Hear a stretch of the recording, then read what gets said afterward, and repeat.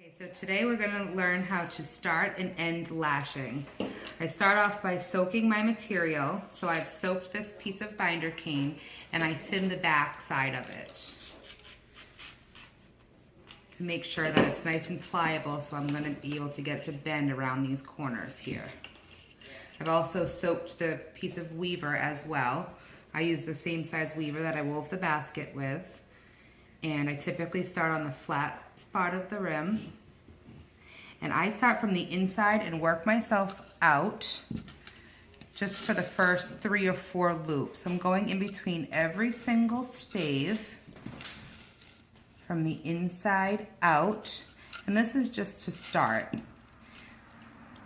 And then I'm gonna be going up in between the 2 rims, so you have your little tail coming through the rim. That's the official starting point. I use a little dot of glue right where the piece of weaver meets the rim. Just a tiny dot. I use the Instant Maxi Cure gel. And now that I have these 3 loops started, it's easier to hold my piece of binder cane in place. So I'm going to slide the binder cane in place, and then I'm just going to tighten down these 3 loops.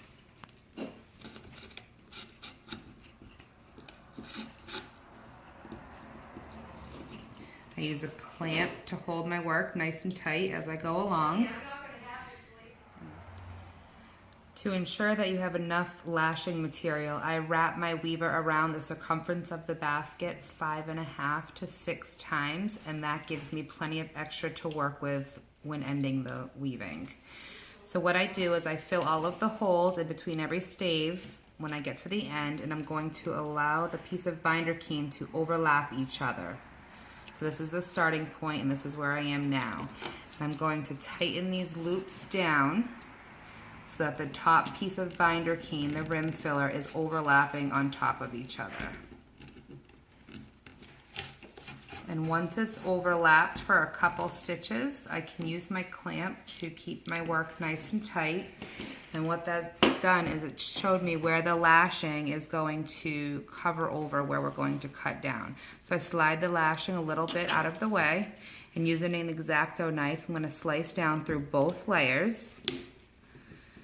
And then I will remove the pieces I don't need. So the tail of the lashing, and then in the starting point, we're gonna take this bottom piece out.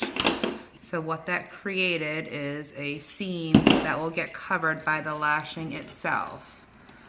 So you're butting up the binder cane right on top, right on the side of each other. And it gets covered by the lashing itself. Once you've taken care of that, you want to leave these last 3 loops loose so that you can take the tail of your end weaver and put them back through these loops. You just need 3 loops to lock it in place.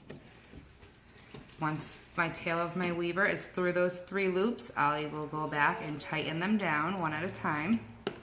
Tighten, tighten. And then to tighten the last loop, you're gonna pull this tail here all the way through. And that's gonna tighten this big loop.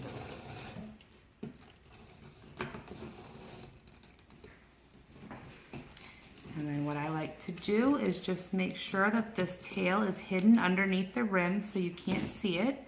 And I put my piece in place, make sure that it's hidden.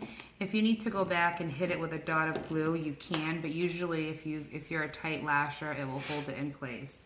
And then you can go in and snip the tail of your lashing off.